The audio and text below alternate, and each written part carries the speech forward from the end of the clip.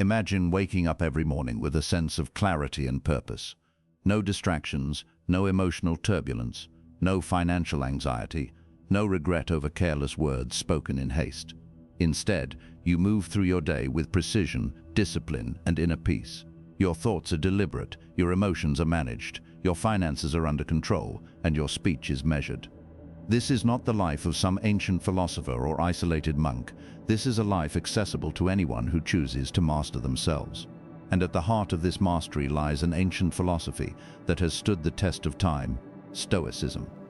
Stoicism is not about suppressing emotion or living without joy. It is not about enduring suffering silently or pretending pain does not exist. Rather, Stoicism is a practical philosophy for building resilience, cultivating wisdom, and achieving mental freedom. It teaches us how to live well regardless of external circumstances. At its core, Stoicism offers tools to help us control four fundamental aspects of our lives: our mouth, our mood, our money, and our mind. Master these, and you gain control over your destiny. This is not a quick fix guide. It is not a collection of motivational quotes or shallow affirmations. This is a deep exploration into the principles and practices that can transform your internal world. Over the course of this discussion, we will examine how each of these four areas, speech, emotion, finance, and thought, can be brought under disciplined control using the timeless wisdom of Stoic philosophy. We will draw from the teachings of Epictetus, Seneca, Marcus Aurelius, and other great Stoics, but also apply their insights to the realities of modern life. Let us begin with the first area: controlling your mouth. Controlling your mouth. The power of silence and speech. The human tongue is one of the most powerful instruments we possess. With it, we can inspire, heal, teach, build trust, and create connection. But with the same tool, we can destroy relationships, spread misinformation, cause lasting pain, and damage our own reputation. The Stoics understood this deeply. They saw speech not as a mere function of communication, but as a reflection of character and self-mastery. Epictetus, born a slave and later a revered teacher, often emphasized the importance of restraint in speech. He said, "We have 2 ears and 1 mouth, so that we can listen twice as much as we speak." This simple observation holds profound truth. Most people spend their lives eager to talk, to express opinions, to assert dominance in conversation. Few take the time to truly listen. Even fewer practice silence. Why is silence so important? Because silence creates space. Space for thought, for reflection, for awareness. When you speak less, you observe more. You notice patterns in behavior, contradictions in logic, subtle shifts in tone. You begin to see what others are truly feeling, not just what they are saying. Silence allows you to gather information without revealing your hand. It gives you power, not manipulative power, but the power of understanding. But Stoicism does not advocate for perpetual silence. It advocates for intentional speech. Every word should serve a purpose. Is it necessary? Is it kind? Is it true? If not, it may be better left unsaid. Consider the common habit of complaining. How many times a day do you hear someone or yourself complain about traffic, about work, about the weather, about other people? Complaining is effortless. It requires no courage, no solution, no growth. It is merely the discharge of frustration. And while occasional venting may provide temporary relief, habitual complaining trains the mind to focus on what is wrong rather than what can be done. The Stoics would say that complaining is a failure of judgment. It assumes that the world owes you comfort, ease, and fairness. But the world owes you nothing. Life is difficult. People are imperfect. Systems fail. To expect otherwise is to set yourself up for constant disappointment. Instead of complaining, the Stoic response is action or acceptance. If something is within your control, change it. If it is not, accept it. That is the essence of the dichotomy of control, a foundational principle in Stoicism. When you complain, you act as if you believe the world should conform to your preferences. When you accept, you align yourself with reality. Now consider gossip. How often do conversations turn to talking about others behind their backs? Gossip is seductive because it makes us feel superior, connected, or informed, but it is destructive. It erodes trust, spreads falsehoods, and reveals a lack of integrity. A person who gossips about others will eventually gossip about you. Marcus Aurelius, the Roman emperor and Stoic philosopher, wrote in his private journal, "Meditations when another blames you or hates you, or people voice similar criticisms, go to their souls, penetrate inside and see what sort of people they are. You will realize that there is no need to be racked with anxiety that they should hold any particular opinion about you. In other words, the opinions of others, especially when expressed maliciously, are reflections of their inner state, not yours. Worrying about them only gives them power over you. Speaking ill of others to gain favor or amusement is beneath the dignity of a rational being. Seneca, another towering figure in Stoicism, warned against idle talk. He said, "Time is lost not only in drunkenness and sleep, but in excessive conversation." Think about how much time you spend speaking without meaning, small talk, repetition, exaggeration, storytelling for attention. These habits may seem harmless, but they accumulate. They condition the mind to seek validation through noise rather than substance. To control your mouth is to develop the discipline of pausing before speaking. Ask yourself, why am I saying this? What outcome do I expect? Could silence serve me better here? Often, the answer is yes. There is also great strength in admitting ignorance. Most people speak to appear knowledgeable, even when they are uncertain. The Stoic embraces the phrase, "I don't know." This is not weakness, it is intellectual honesty. It opens the door to learning. It prevents you from spreading false information or making promises you cannot keep. Furthermore, controlling your mouth means avoiding arguments over trivial matters. How many conflicts arise from stubbornness over opinions that do not matter? The Stoics taught that not every battle is worth fighting. Disagreements about taste, preference, or subjective views are rarely productive. Save your energy for issues of virtue, justice, and character. A useful exercise from Stoic practice is the evening review. At the end of each day, reflect on your speech. Did you speak out of anger? Did you interrupt? Did you exaggerate? Did you say things you later regretted? This is not about guilt or shame, it is about awareness and improvement. Over time, this practice builds what the Greeks called sophrosine, temperance, self-restraint, soundness of mind. It transforms you from someone who reacts impulsively to someone who responds thoughtfully. Speech is an extension of the mind. When your mind is cluttered, your speech will be too. When your mind is calm and focused, your words become clear and purposeful. So controlling your mouth begins with mastering your inner world. But before we move to the mind, let us address the second pillar, controlling your mood. Controlling your mood. Emotional discipline and inner stability. Emotions are not the enemy. The Stoics did not teach the suppression of feelings. They recognized that joy, sorrow, anger, and fear are natural responses to events. What they challenged was the automatic assumption that we must obey our emotions. Just because you feel angry does not mean you must act angrily. Just because you feel afraid does not mean you must avoid. The goal of Stoicism is not apathy, but apatheia, a state of being free from destructive passions. This does not mean living without love or enthusiasm. It means not being enslaved by impulses that lead to poor decisions, damaged relationships, and inner turmoil. Modern psychology often encourages us to express our emotions. While healthy expression has its place, unregulated emotional release can be harmful. Screaming in rage, lashing out in sadness, or indulging in jealousy under the guise of authenticity only reinforces negative patterns. It teaches the brain that emotional intensity equals truth or legitimacy. Stoicism offers a different path, emotional regulation through reason. When an emotion arises, pause, examine it, ask, what belief is driving this feeling? Is that belief accurate? Is it helpful? For example, imagine you receive criticism at work. Your immediate reaction might be anger or shame, but instead of reacting, ask, what am I telling myself right now? Perhaps you are thinking, they think I'm incompetent, or I've failed. Now challenge that thought. Is it absolutely true? Do you have evidence? Or are you interpreting their words through the lens of insecurity? Marcus Aurelius wrote, "You have power over your mind, not outside events. Realize this, and you will find strength." This is the key.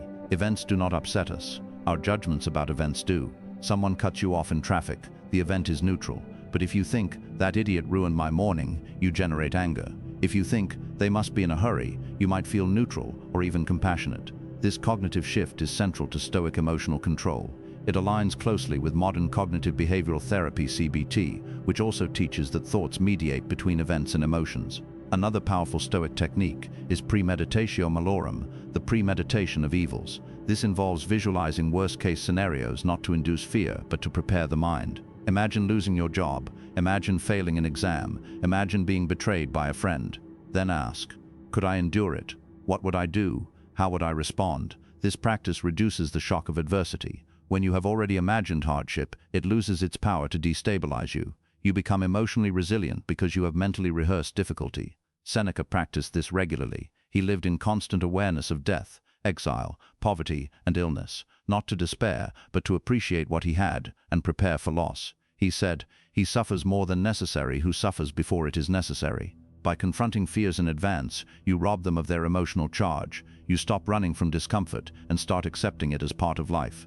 Now consider daily frustrations, the delayed flight, the rude customer, the broken appliance. These minor irritations accumulate and erode mood over time. The untrained mind sees them as personal attacks or injustices. The Stoic sees them as opportunities to practice patience, humility, and equanimity. Epictetus taught that we suffer not from events, but from our opinions about them. A flat tire is not tragic, it is a problem to solve. A cancelled plan is not a catastrophe, it is a chance to adapt. When you stop demanding that life be easy, you stop being disappointed when it is not. But what about grief? What about real pain? Stoicism does not deny sorrow. Marcus Aurelius lost several children. He grieved deeply. Yet in his writings, he never blamed the universe or cursed fate. He accepted loss as part of the human condition. He reminded himself that everything is transient. Loved ones, health, wealth, all are on loan from nature.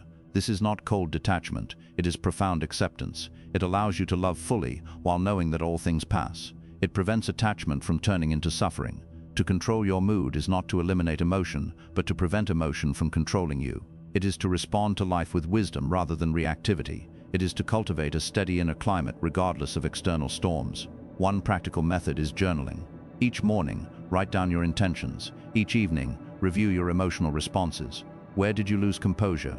What triggered you? How could you respond differently next time? This reflective habit strengthens emotional intelligence over time. Another method is voluntary discomfort. Take cold showers, fast for a day, walk barefoot, sleep on the floor. These practices build tolerance for discomfort. They teach the mind that hardship is bearable. They reduce fear of inconvenience. Over time, you develop what the Stoics called eudaimonia, flourishing through virtue. Your mood becomes less dependent on external conditions and more rooted in inner alignment. You no longer swing wildly between highs and lows. You maintain a balanced, resilient presence. And this brings us to the third domain, controlling your money. Controlling your money. Wealth, freedom, and temperance. Money is a tool. It is not inherently good or evil, but the relationship most people have with money is unhealthy. For some, it is a source of obsession, working endlessly to accumulate more, never feeling satisfied. For others, it is a source of anxiety, living paycheck to paycheck, fearing disaster, feeling trapped. The Stoics approached wealth with radical clarity. They did not reject money, but they refused to be ruled by it. They understood that true freedom comes not from having more, but from wanting less. Seneca, one of the wealthiest men of his time, wrote extensively about the dangers of luxury. He observed that riches often increase desire rather than satisfaction. The more you have, the more you want. The bigger the house, the more maintenance. The faster the car, the higher the insurance. The more possessions, the greater the burden. He said, "It is not the man who has too little, but the man who craves more that is poor." This insight cuts to the heart of financial dissatisfaction. Poverty is not always material, it can be psychological, a state of endless craving. The Stoic ideal is not poverty, but sufficiency. Live according to nature. Take what you need, not what you crave. This is not deprivation, it is liberation. Consider how much energy people waste on status symbols, designer clothes, luxury watches, expensive cars. These items are not purchased for utility, but for image. They are attempts to signal success to others. But the Stoic asks, who are you trying to impress, and why? Marcus Aurelius, emperor of Rome, wore simple clothing and ate modest meals. He knew that external trappings do not define character.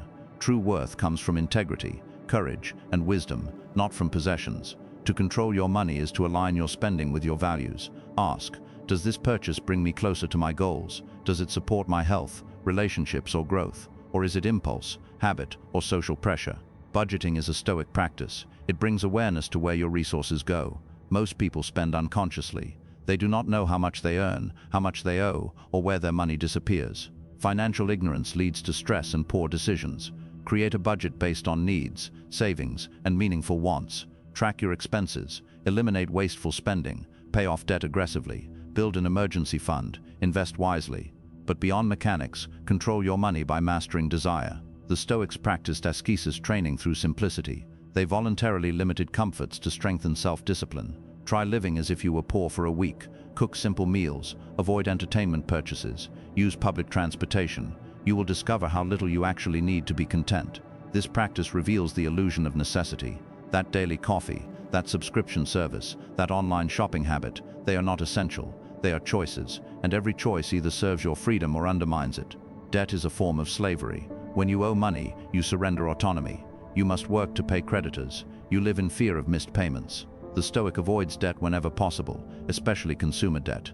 Loans for education or housing may be reasonable, but borrowing to fund lifestyle inflation is foolish. Seneca warned, no man is rich enough to buy back his past. Time spent earning money to pay interest is time lost forever. Financial freedom means owning your time. It means having the ability to say no to bad jobs, toxic relationships, or meaningless obligations. Investing is not just about growing wealth, it is about securing independence. The Stoic saves not to hoard, but to protect future freedom. A financial cushion allows you to face uncertainty with calm, not panic. Moreover, generosity is a Stoic virtue. Wealth is not meant to be hoarded, but used wisely. Help others, support causes you believe in, share knowledge and resources. This builds character and community. Remember, money amplifies who you already are. A greedy person with more money becomes greedier. A generous person with more money becomes more generous. Focus on becoming the kind of person who uses wealth responsibly. Finally, detach your self-worth from net worth. Your value is not determined by your bank account. You are not a failure if you are poor. You are not superior if you are rich. Character is the only true measure of a person. Control your money, and you gain control over your choices. You reduce fear. You increase options. You live with integrity. Now, we arrive at the foundation of all control, the mind. Controlling your money. The sovereign self. The mind is the battlefield. All struggles over speech, emotion, money originate here. If the mind is undisciplined, no amount of external success will bring peace. If the mind is mastered, even in poverty or pain, you can remain free. Stoicism is ultimately a philosophy of mental mastery. It teaches that you are not your thoughts, you are the observer of your thoughts. This distinction is crucial. Most people identify with their thoughts. They believe every passing idea is truth. I am a failure. No one likes me. I can't handle this. These are not facts. They are mental events, clouds passing through the sky of consciousness. The Stoic learns to watch thoughts without attachment. When a negative thought arises, you do not suppress it, you acknowledge it. Then you ask, is this helpful? Is it true? Is it mine to carry? Marcus Aurelius wrote, your mind will take the shape of what you frequently return to, for the human soul is colored by its thoughts. This is a profound warning. If you dwell on anger, your mind becomes angry. If you dwell on lack, your mind becomes impoverished. If you dwell on fear, your mind becomes fearful. So, choose your thoughts carefully. Feed your mind with wisdom, virtue, and perspective.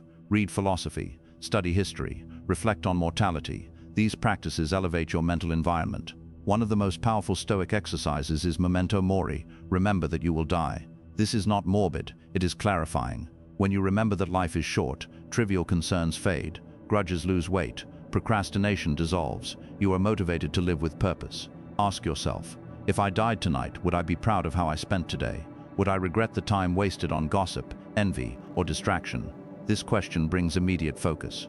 Another practice is negative visualization. Imagine losing everything, your health, your home, your reputation.